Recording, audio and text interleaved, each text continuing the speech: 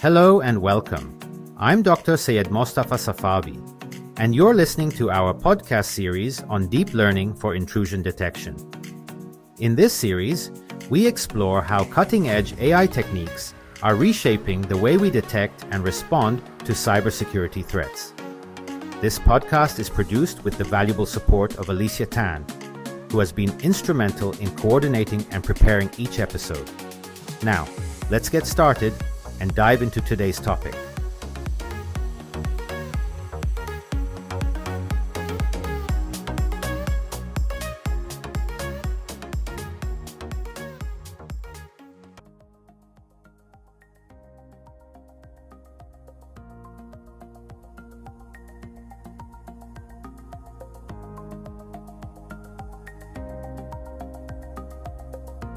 Welcome everyone. Let's dive into a fascinating intersection of deep learning with intrusion detection, and then we shift gears into regression tasks like predicting forest fire burned areas using meteorological data. Absolutely. So it seems like the content runs over data preprocessing, dimensionality reduction, and then delves into supervised machine learning steps, right? Exactly. It outlines everything from collecting and labeling observations to splitting data sets, typically something like a 70-30 or 80-20 division, and then training classifiers on the training data before testing, which is pretty much the backbone of supervised learning. Right, yes. And then there's this part about outcomes versus outputs. That caught my attention. It clarifies how outcomes, like actual business impacts, differ from raw model outputs, which mostly include technical performance metrics. Yes, that's a crucial distinction. Outcomes refer to the business or customer impact, often described in terms of dollars or operational improvements, while outputs involve model metrics. It's like saying the model might be super accurate technically, but if it doesn't drive real-world benefit, then what's the point? Indeed. Speaking of metrics, the document delves into several regression error metrics, MSE, MAE, and MAE. Each has its own flavor of sensitivity, right? Right. It explains that mean squared error, MSE, is particularly sensitive to large deviations because it squares the error values, making severe mispredictions really count against you. Whereas mean absolute error, MAE, is more straightforward and provides robustness against those pesky outliers, given it just averages the absolute differences. Exactly. And then there's mean absolute percentage error, MAPE, which converts errors into percentages. It's really useful to understand the error magnitude in a relative manner, but yeah, it can be sensitive when the target value is very low. They even included a neat example contrasting MAE versus MSE RMSE, one with small variance in errors, and another where one large error skews the data. It's like comparing a few small ripples to one big wave. Yes, that's a great analogy. And then they transition from regression to classification metrics. Now, instead of just a single number-like accuracy, they stress on the confusion matrix to really diagnose model performance. Agreed. Accuracy, is the most straightforward measure. But as pointed out, it's misleading when classes are imbalanced. Like the example of predicting heart disease, where a 99.4% accuracy might be hiding a complete failure on the minority class. Exactly. It's a classic case of the accuracy paradox. When you have overwhelming class imbalance, the model can, almost trivially, predict the majority class and still score high on accuracy without capturing the nuances needed for effective predictions. Absolutely. And that's where the confusion matrix comes in, breaking down true positives, false positives, and such, allowing for deeper insights. It also helps compute metrics like precision and recall. Right?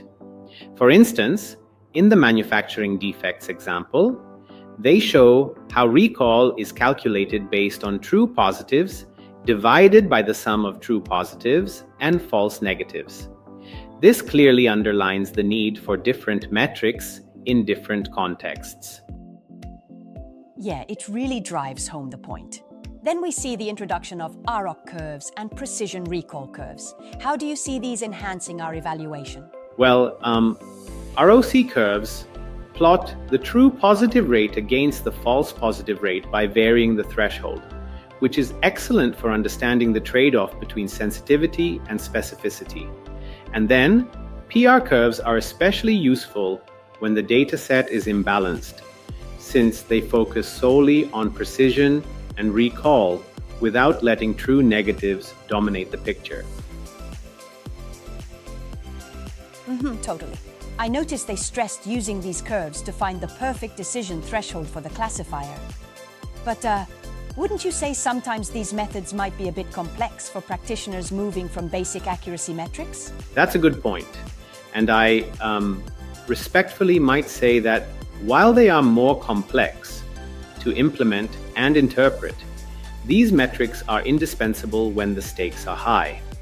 For instance, in intrusion detection, missing an attack could be catastrophic. But it's also important for teams to understand the nuance here. Exactly, you can't just rely on one metric and leave it at that. Moving on, the content also covers how to handle missing data during pre-processing. They suggest 3 methods: deletion, direct estimation, and imputation. Right. Deletion can be too harsh if you're losing valuable information, especially if more than 30% of a feature is missing. And imputation, like filling in the mean or median for numerical features, is often the way most data scientists go. Yeah, exactly. But there's a need for caution because if the missing values aren't handled properly, they can skew the model significantly. It's like building a house on a shaky foundation.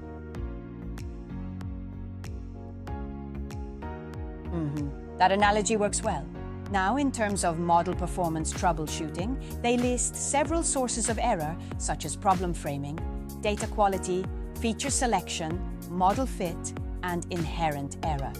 Tell me more about that. Sure. Troubleshooting model performance is pretty much a multifaceted challenge. It starts with ensuring the right problem framing and metric selection, then moves to assessing how much data you have and its quality.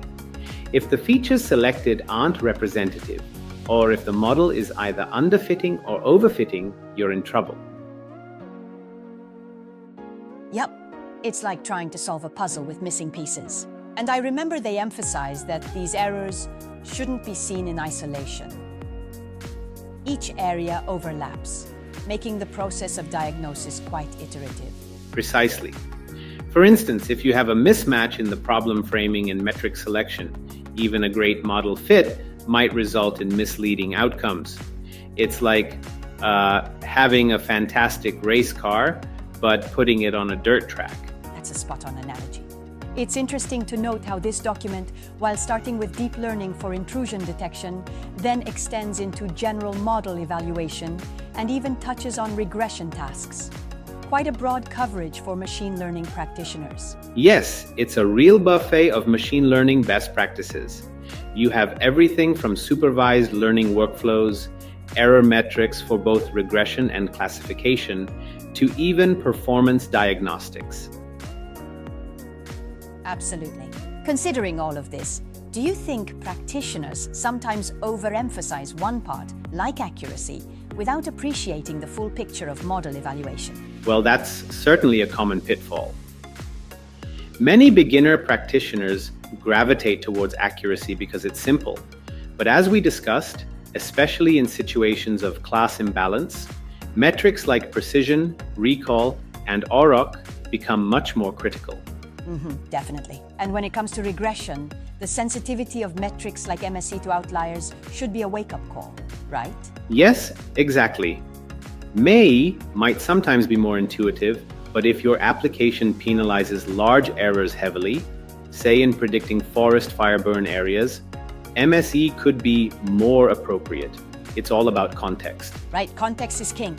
I also liked how the content couples these technical details with practical implications, like having the right metrics that resonate with the business impact rather than purely the numbers. Correct. It really bridges the gap between technical execution and real-world application. It's not just about getting a high-performance score, but also about what that performance means for stakeholders. Very true. Do you have any thoughts on, say, potential areas where these guidelines might need further refinement or even debate? Well, one could argue that while these guidelines are comprehensive, they might oversimplify the interplay between model metrics and business outcomes. You know, a model could show stellar performance metrics, but if the feature engineering isn't aligned with business needs, it might still fail in practice. That's a fair critique. Exactly, it reminds us that machine learning is as much art as it is science. Balancing the technical metrics with business insights often requires iterative refinement and a lot of cross-disciplinary collaboration. Absolutely. And it's this iterative process and collaboration that drives successful implementations. Overall, the content serves as a robust guide to navigating the complexities of both regression and classification problems while keeping an eye on practical outcomes. So true, it's a roadmap for both the novice and the seasoned practitioner. Well, this has been an engaging discussion, covering everything from data pre-processing to ROC curves and model troubleshooting. It really emphasizes that a great model isn't just built, it's also constantly monitored and refined. Agreed, and it's fascinating how these technical details, even when seemingly dry, have such profound implications for real-world applications. Thanks for the insightful exchange,